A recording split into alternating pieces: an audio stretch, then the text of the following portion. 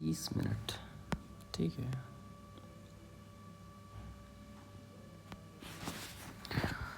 अब बात करते हैं इस वीडियो 3 के अंदर हम, जो लास्ट वीडियो होगी हमारी एब्जॉर्प्शन यूनिट के बारे में। इसके बेसिक कंसेप्ट्स क्या होते हैं? बेसिक कंसेप्ट्स की बात करते हैं। इसकी प्रोसेस क्या होती है? इसमें कंटामिनेंट एफ्लुएंट गैस होती हैं जो लिक्विड एब्जॉर्प्शन के कंटेंट में लाया जाता है। गैस को कंस्टिट्यूएंट एब्जॉर्ब हो जाता है। रिजल्ट्स की बात करें तो एफ्लुएंट गैस रिमूव हो जाती हैं, ट्रीटेड हो जाती हैं, उसके बाद में लिक्विड एब्जॉर्बेंट मॉडिफाई हो जाता है।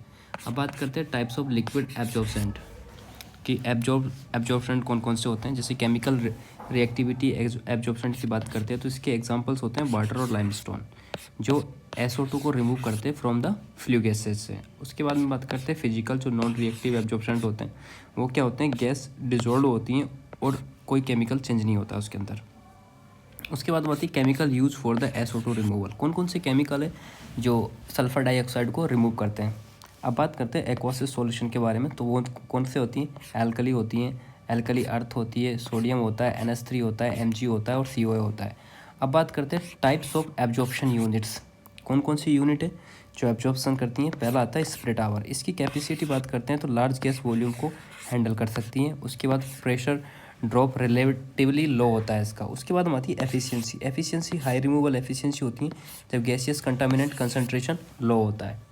नेक्स्ट आता है ड्यू टू रिमूवल। रिमूवल की बात करते हैं तो मतलब पर्टिकुलर गैसियस कंटामिनेंट होते हैं जो प्लगिंग प्रॉब्लम नहीं होती हैं। ऑपरेशन फैक्टर्स की बात करते हैं, ये स्मॉलर ड्रॉपलेट साइज होती हैं, ग्रेटर टर्बुलेंस होती हैं और एब्जॉर्प्शन चांस इंक्रीज होता है इसके अंदर। उसके बाद लिमिटेशन की बात करते हैं तो क्या लिमिट होती है इसमें? गैस लिक्विड इंटरफेरेंशियल एरिया कम होता है इसके अंदर और गैसियस कंटामिनेंट रिमूवल में लेस इफेक्टिव होती हैं। उसके बाद आता है प्लेट, ट्री और टावर्स। ट्री नहीं, प्लेट, ट्रे, टावर्स। इसका स्ट्रक्चर क्या होता है कि ये हॉरिजॉन्टल ट्रे या प्लेट्स होती हैं जो लार्ज लिक्विड गैस के इंटरफेरेंशियल एरिया होता है। इसमें लिक्विड फ्लो कैसे होता है? एब्जॉर्प्शन टॉप साइड से एंटर करता है, उसके बाद में ट्रे पर स्पिल होता है, फिर बेयर क्रॉस करता है, उसके बाद में डाउन पाइप से नेक्स्ट ट्रे में जाता है और फिर वहाँ से जिगजैग फ्लो बॉटम तक जाता है।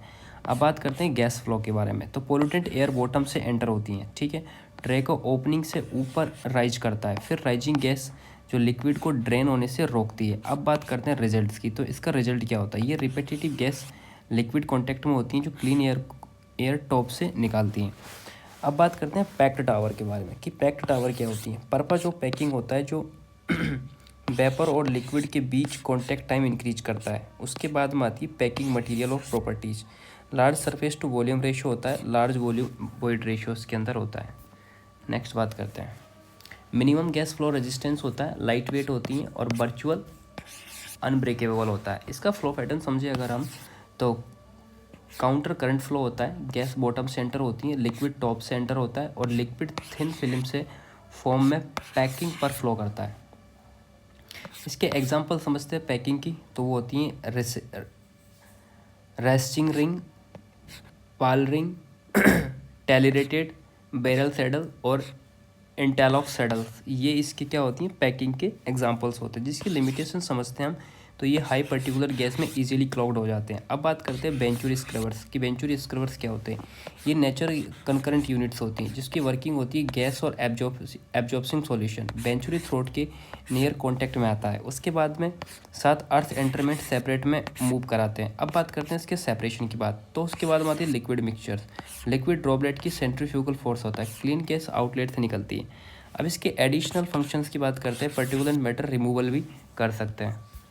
नेक्स्ट अब कंडेंशन यूनिट्स की बात करते हैं। ये कंडेंशन यूनिट कौन कौन सी होती है? इसके बेसिक प्रिंसिपल्स क्या होते हैं? बेसिक प्रिंसिपल्स होते हैं कंडेंशन कंडीशन क्या क्या होती है इसकी कि एक तो गिवन टेम्परेचर होना चाहिए जब पार्शियल प्रेशर इंक्रीज होकर वेपर प्रेशर के इक्वल या ग्रेटर हो जाए। अब बात करते हैं टेम्परेचर इफेक्ट। टेम्परेचर इफेक्ट में क्या होती है कि गैसियस मिक्सचर का एक टेम्परेचर होता है जो सेचुरेशन टेम्परेचर तक रिड्यूस करने पर वेपर प्रेशर इक्वल हो जाता है पार्शियल प्रेशर के, जो कंडेंसेशन अकर होती हैं, ठीक है। अब इसकी टेक्निक बेसिस होती हैं, ये प्रिंसिपल से टेक्निक का बेस है ना। ये प्रिंसिपल इस टेक्निक का बेस है। अब बात करते हैं टाइप्स ऑफ कंडेंसेशन इक्विपमेंट्स। कौन कौन से जो इक्विपमेंट्स होते हैं जो कंडेंसेशन में यूज होते हैं। पहला आता है सरफेस कंडीशनर्स। इसकी बात करते हैं तो ये कंडेंशन मोड ये फिजिकल एब्जॉर्प्शन में इम्पोर्टेंट रोल प्ले करता है। अब इसकी वर्किंग की बात करते हैं तो इसमें क्या होता है, गैसियस कंपाउंड कंडेंस होता है जो कंटामिनेंट सरफेस पर एब्जॉर्ब हो जाता है। दूसरा इसका नेचर की बात करें तो वेपर और कूलिंग मीडियम का डायरेक्ट कॉन्टैक्ट नहीं होता है। अब बात करते हैं कॉन्टैक्ट कंडीशनर की।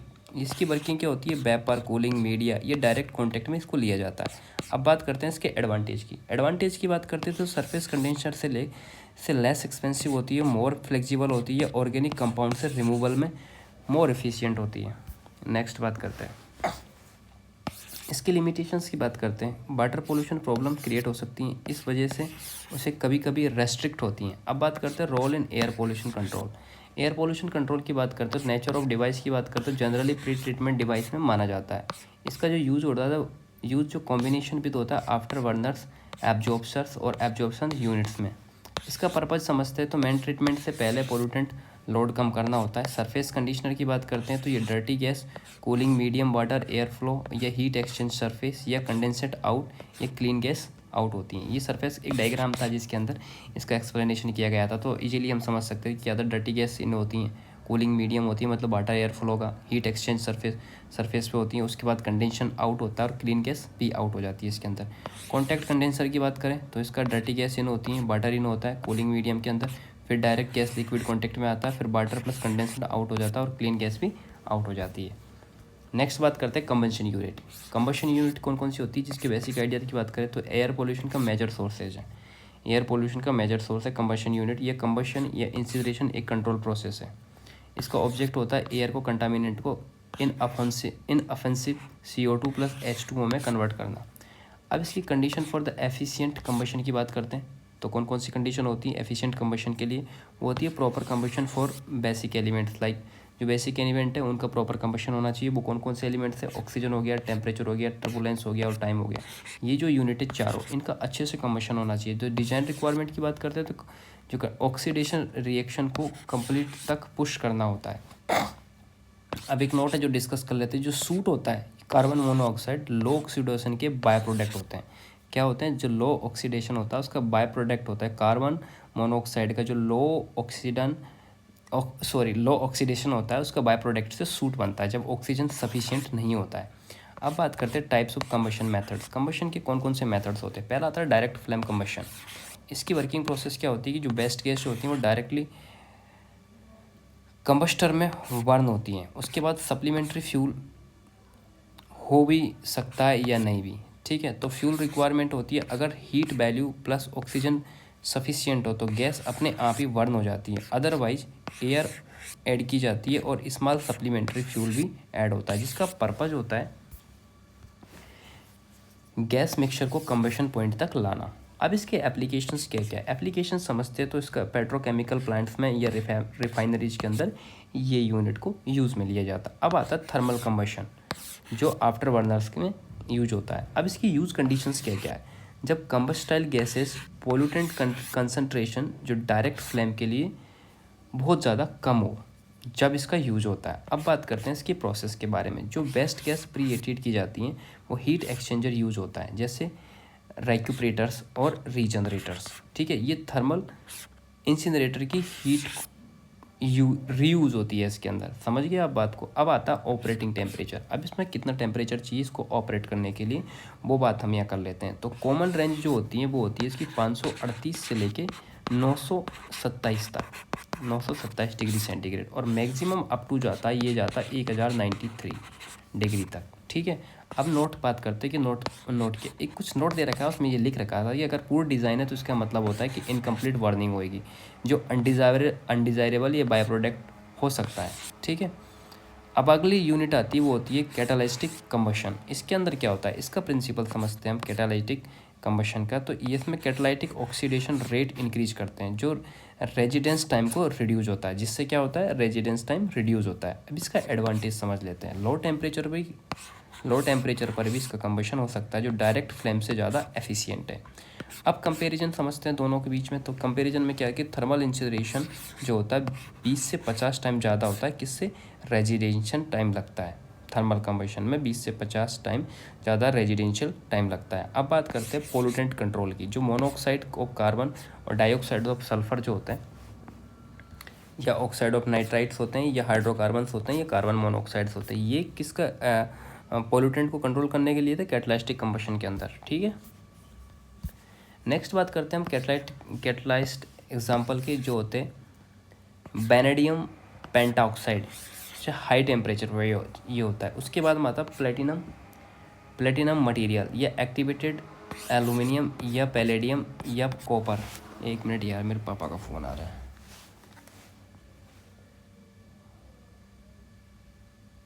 हेलो हेलो, हाँ फ़ोन करो। मैं अब तो मैं बिज़ी हो रही हूँ, मतलब लेक्चर लेने लग गया। हेलो, थोड़ी देर बाद में बात करूँ, है ना? ठीक है।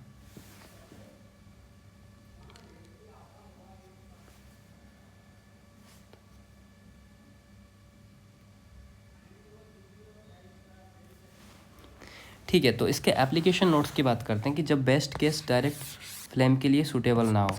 अब बात करते हैं ओवरऑल रोल की बात करते हैं। ऑक्सीडेशन बेस्ट कंट्रोल टेक्निक होती है, गैसियस पोल्यूटेंट ट्रीटमेंट होता है, या फाइनल प्रोडक्ट जो CO2 प्लस H2O होता है।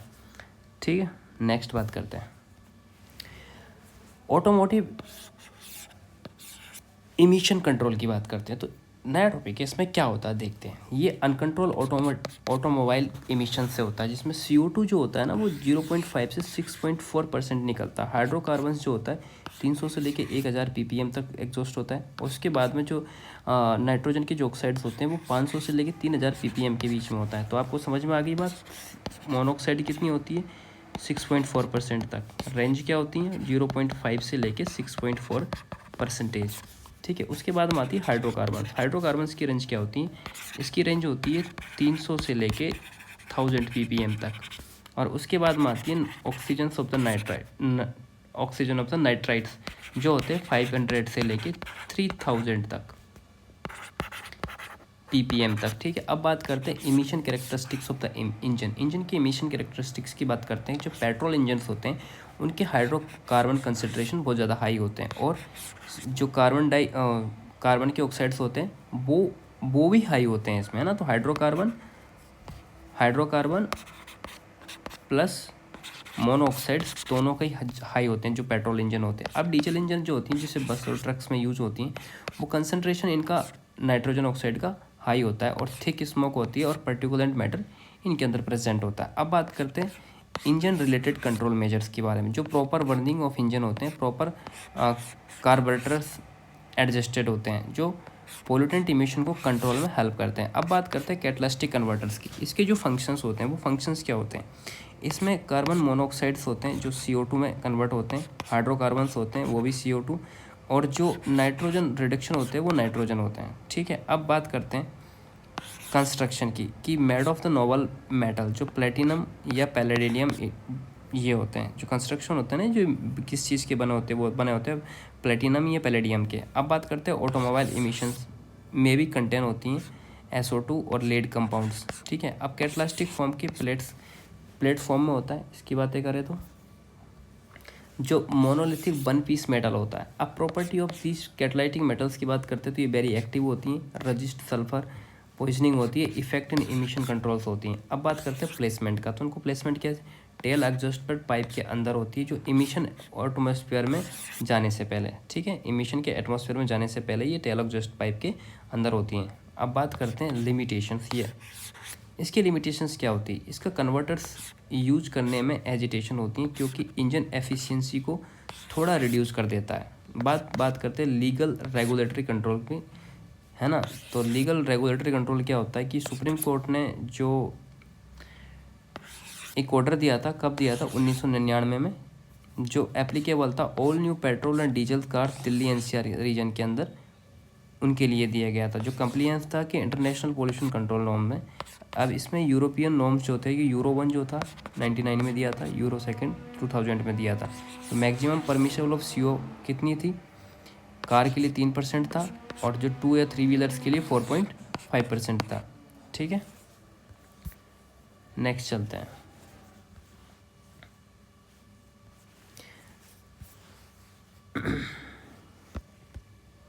हो जाएगा कवर। अब बात करते हैं dispersion of the air pollutant in the atmosphere, जिसके बेसिक कंसेप्ट होता है स्मोक पोल्यूटेंट का पॉकेट, ऑटोमोबाइल, फैक्ट्री या चिमनीज से एटमॉस्फेयर में रिलीज होने के बाद में पोल्यूटेंट डिस्पर्ज हो जाते हैं।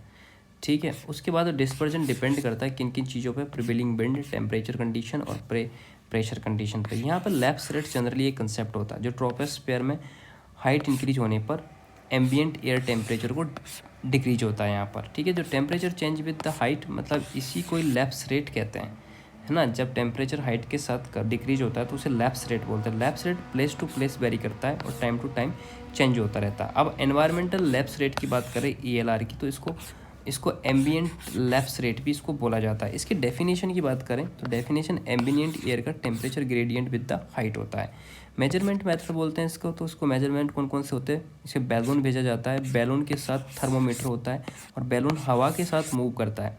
बैलून क्या मेजर करता है बताते हैं, ये सराउंडिंग एयर का टेम्परेचर मेजर करता है। ELR का मतलब होता है prevailing lapse rate of the atmosphere. ठीक है, ELR का मतलब होता है prevailing lapse rate of atmosphere. अब बात होती है adiabatic lapse rate, ALR। Figure based होता है, इसमें राइजिंग एयर पार्सल जो होता है वो सराउंडिंग एयर से हीट एक्सचेंज नहीं करता ALR के अंदर, और टेम्परेचर चेंज ओनली एक्सपेंशन या कंप्रेशन की वजह से होता है।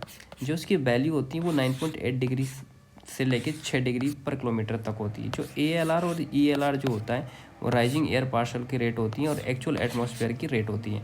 अब बात करते हैं ग्राफ इंटरप्रिटेशन की। जो एक्स एक्सिस पे जो टेम्परेचर होता है वो डिग्री पे होता है और ये जो height above the ground meter होता है। सॉलिड लाइन जो होती है एनवायरमेंटल लैप्स रेट ALR होती हैं। जो डॉटेड लाइन एलाइडेड लैप्स की रेट होती है ना। जो डॉटेड लाइन होती है ना ये ALR होती हैं, और ये जो होती है एनवायरमेंट पे जो ELR होती है, वहाँ पे जो बनता है ना ये और ये जो इस चीज़ का डायग्राम को समझाया गया है।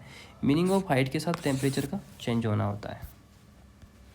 नेक्स्ट, अब बात करते हैं ALR को डिटेल के अंदर कि एडियोबैटिक लैप्स रेट क्या होती है। इसका जो बेसिक कंसेप्ट होता है, जो एयर का पार्शल होता है वो सराउंडिंग एयर से ज़्यादा होता है। समझ रहे हो, जो सराउंडिंग एयर से ज़्यादा होता है वो ज़्यादा लाइट होता है, मतलब कम डेंस होता है।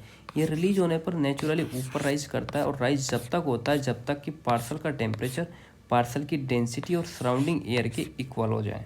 ठीक है, कब तक करता है, जब तक पार्सल का जो टेम्परेचर है ये पार्सल की डेंसिटी या सराउंडिंग एयर के इक्वल हो जाए, तब तक ये ऊपर बढ़ता रहता है। उसके बाद बातें करते हैं physical behaviour of rising parcel. जो physical behaviour of the rising particle होता है ना, पार्सल राइज करता है, एक्सपेंशन होता है, लाइटर बनता है और कूल हो जाता है। ठीक है, फिजिकल जो बिहेवियर होता है, पार्सल क्या करता है, राइज होता है, एक्सपेंशन होता है उसके अंदर, लाइटर बनता है और फिर ठंडा हो जाता है। डेफिनेशन ऑफ ALR की बात करें तो ये हाइट बढ़ने पर पार्सल का टेम्परेचर के डिक्रीज की रेट को ही एडियोबैटिक लैप्स रेट कहते हैं।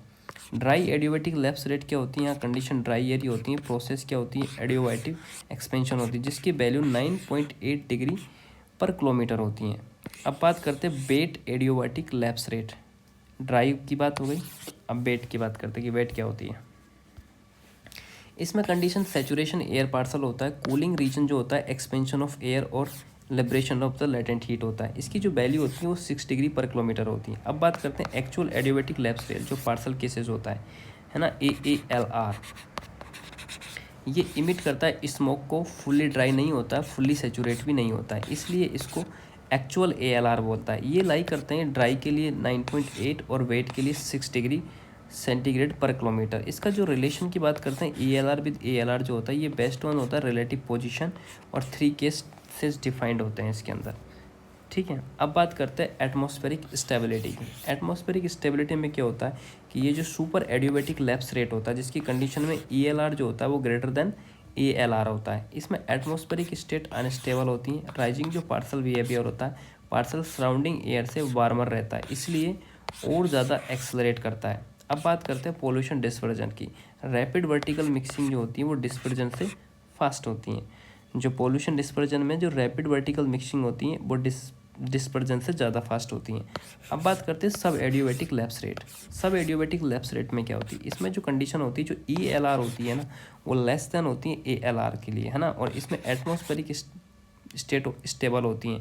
राइजिंग पार्सल का जो बिहेवियर देखा जाता है वो क्या होता है, यहाँ पर कूलर होता है, डेंसर होता है, कोल्डर होता है, डेंसर होता है और सराउंडिंग एयर से ज़्यादा हैवी होता है, जिसका रिजल्ट नहीं करता है कि डाउनवर्ड बायोन्सी फोर्स पार्सल को वापस नीचे पुश करती हैं, जबकि इसका राइजिंग बिहेवियर क्या था कि पार्सल सराउंडिंग एयर से बारमर रहता है, इसलिए और ज़्यादा एक्सेलरेट करता है ऊपर की साइड में। अब इसका इफेक्ट क्या पड़ता है सब एडियोबाइटिक लैप्स रेट का? एटमॉस्फेरिक स्टेबल रहता है इससे। और न्यूट्रल कंडीशन की बात की जाए अगर एटमॉस्फेरिक स्टेबिलिटी की, तो इसकी कंडीशंस क्या क्या होती हैं? वो इसकी कंडीशन होती है, इसमें ELR और ALR बराबर होता है, जो ग्राफ बिहेवियर दोनों लाइन को कोइंसाइड करता है, जो एटमॉस्फेरिक स्टेट में न्यूट्रल होता है। अब चलते हैं हम नेगेटिव लैप्स रेट या इन्वर्जन के अंदर। इन नेगेटिव लैप्स रेट क्या होती है, इसको डेफिनेशन क्या होती है? जब इन्वायरमेंट का टेम्परेचर हाइट के साथ इंक्रीज करें तो लैप्स रेट नेगेटिव हो जाती है। मतलब इन्वायरमेंट का टेम्परेचर जो होता है हाइट के साथ इंक्रीज होता है, वहाँ क्या डिक्रीज हो रहा है ना।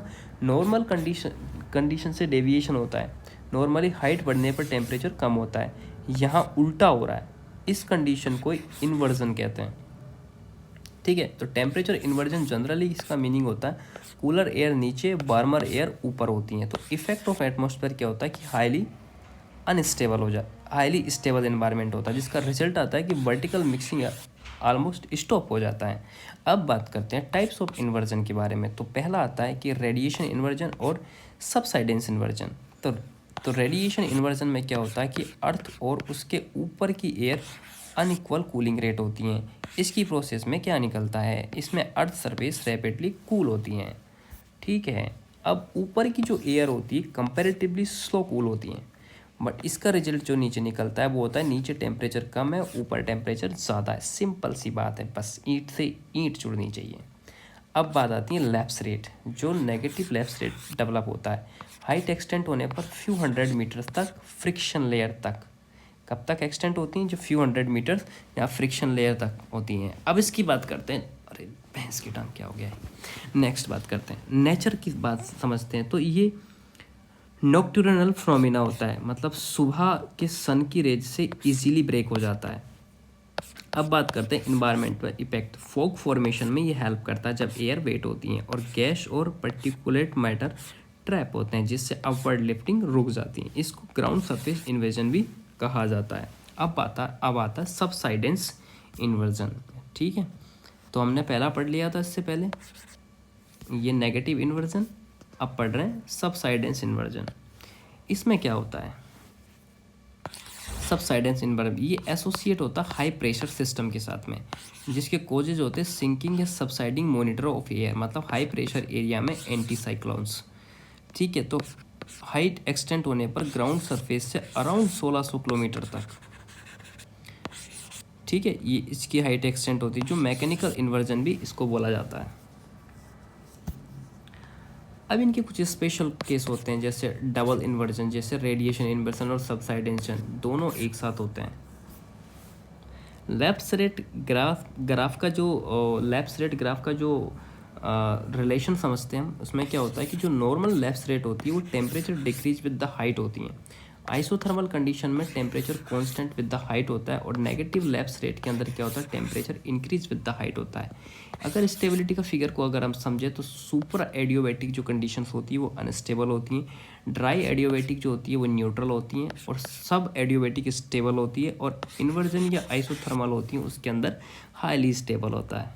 ठीक है, नेक्स्ट चलते हैं impact of wind on dispersion pollutant. ठीक है, तो impact of wind of dispersion pollutants की बात करते हैं। तो विंड जो बेसिक कंसेप्ट है, ये मूविंग एयर को विंड कहा जाता है। ठीक है, विंड मूवमेंट का कारण होता है के कारण एटमॉस्फेरिक टेम्परेचर और एटमॉस्फेरिक प्रेशर का अनइक्वल डिस्ट्रीब्यूशन होता है। किसकी वजह से? विंड मूवमेंट की वजह से। अब बात करते हैं direction of wind. General rule से विंड हमेशा हाई प्रेशर से लो प्रेशर एरिया की तरफ ही जाती है। जो अर्थ का रोटेशन का इफेक्ट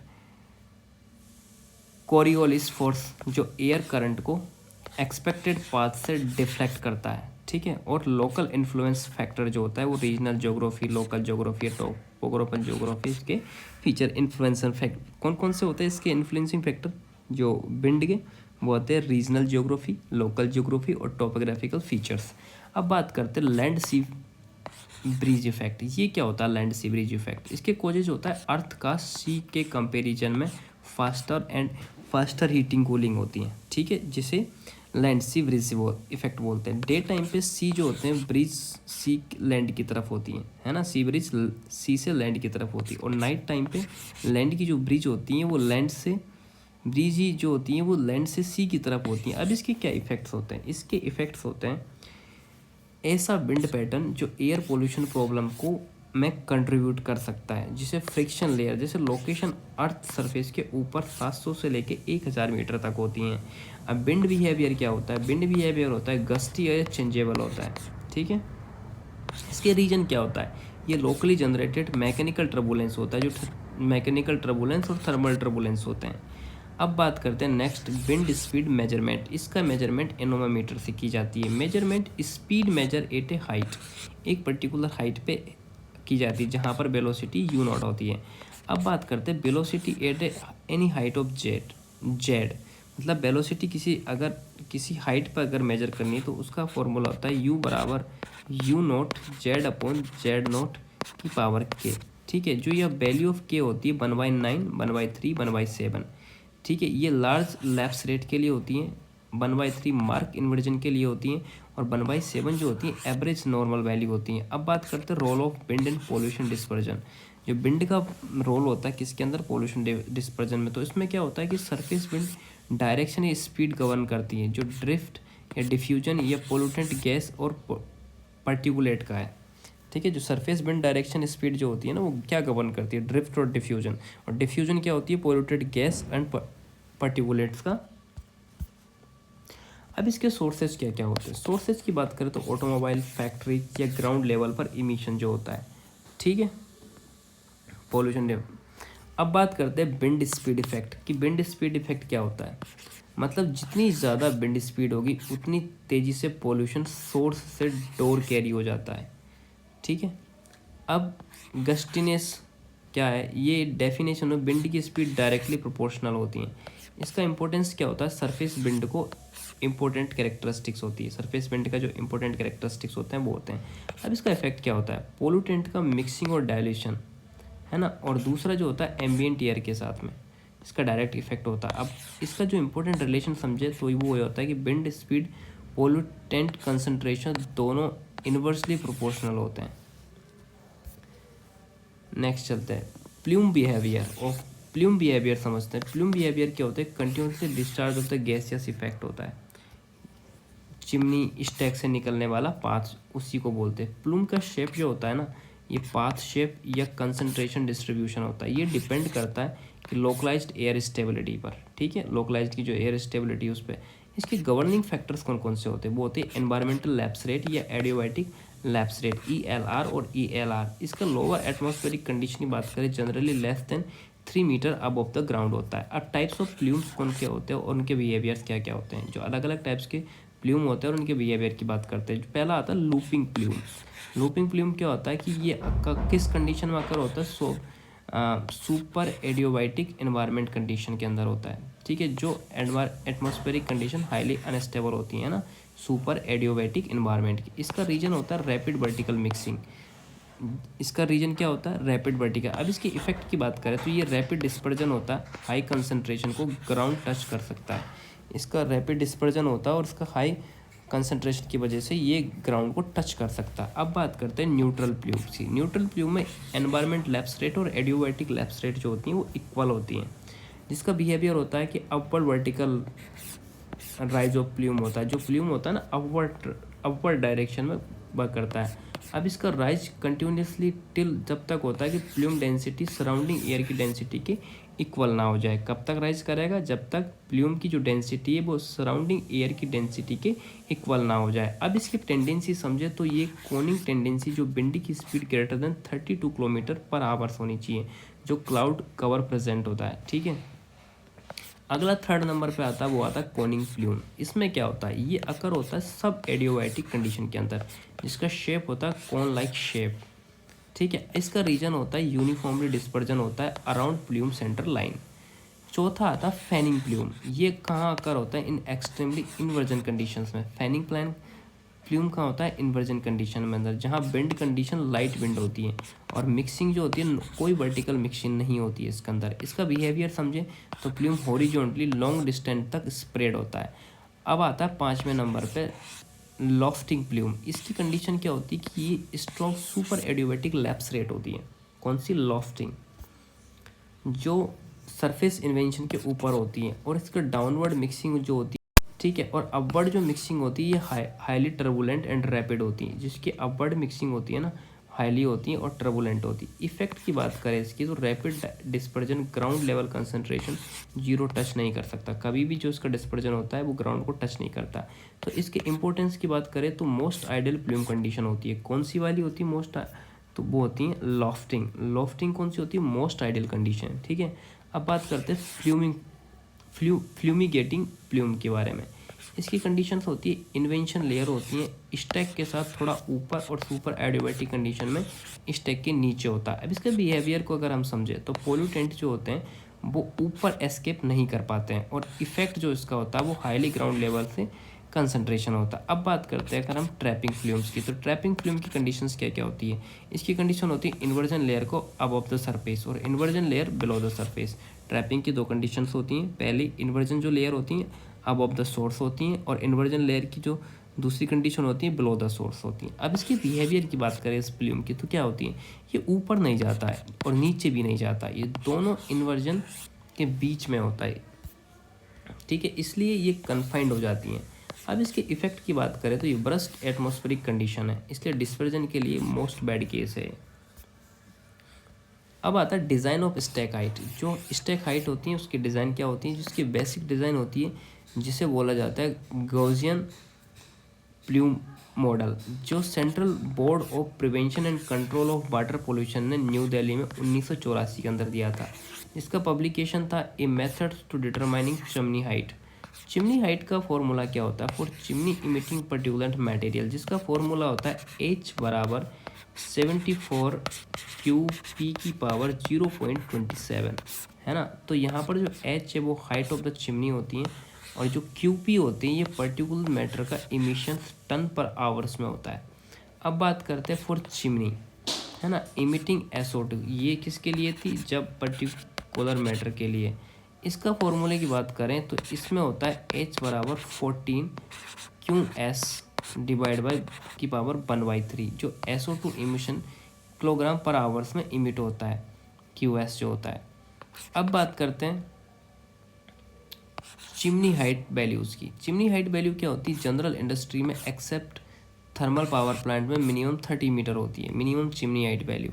ये कैसे निकालते हैं, थर्मल पावर प्लांट्स के अंदर जो कैपेसिटी होती है ग्रेटर देन 200 मेगावाट और लेस देन 500 मेगावाट में, इसमें मिनिमम जो हाइट होती है वो होती है 220 मीटर, और जो इसकी कैपेसिटी होती है वो ग्रेटर देन होती है 500 मेगावाट में, जहाँ इसकी मिनिमम होती है 275 मीटर हाइट। मतलब अलग अलग कैपेसिटीज़ के लिए अलग अलग हाइट है।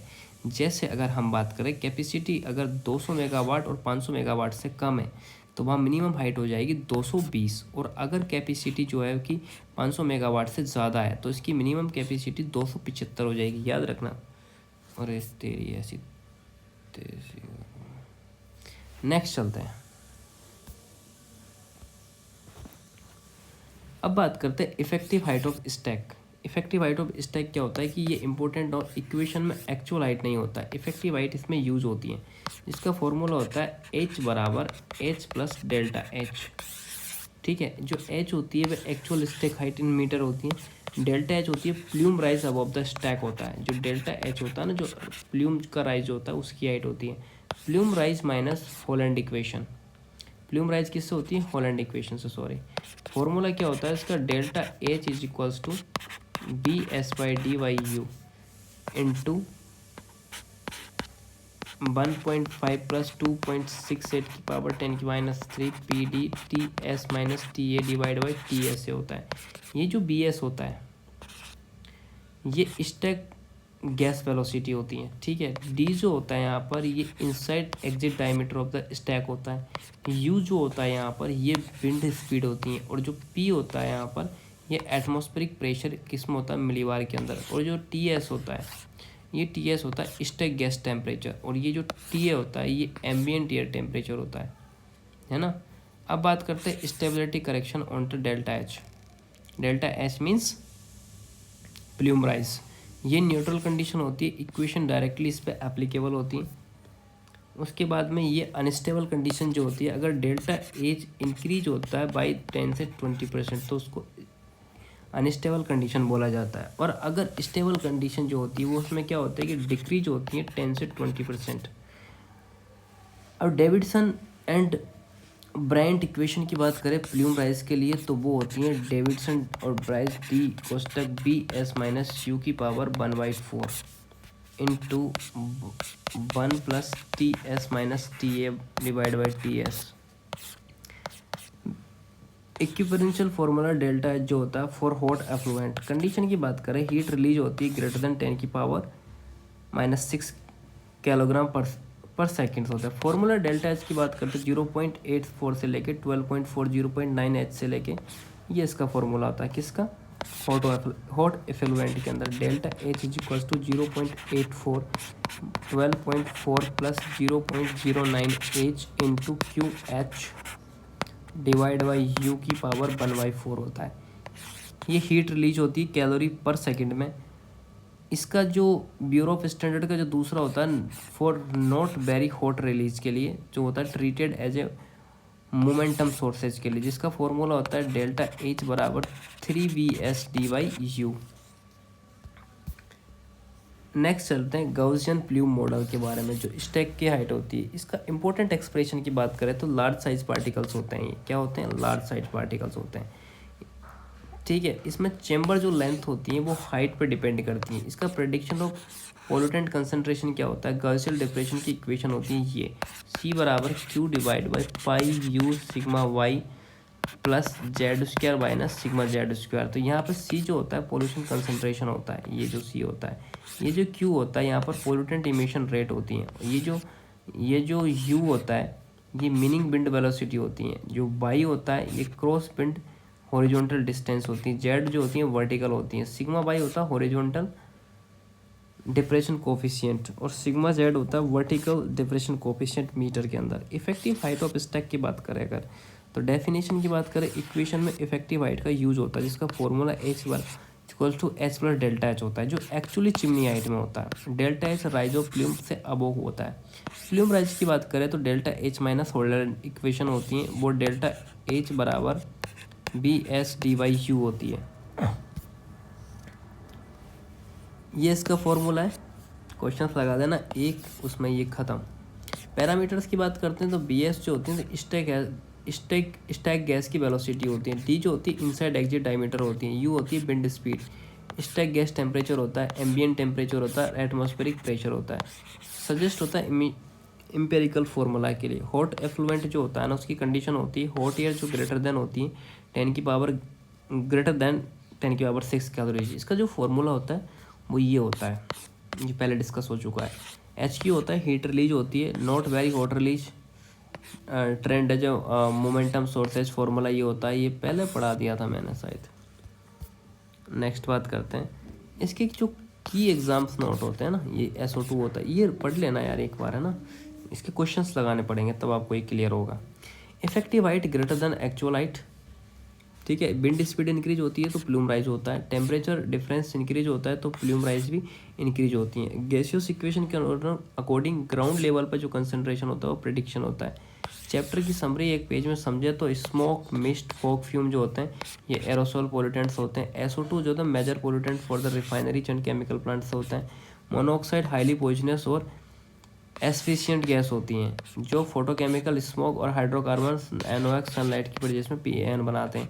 एसिड रेन जो होती हैं SOx NOx से वाटर वेपर और H2SO4 से HNO3 बनाती हैं।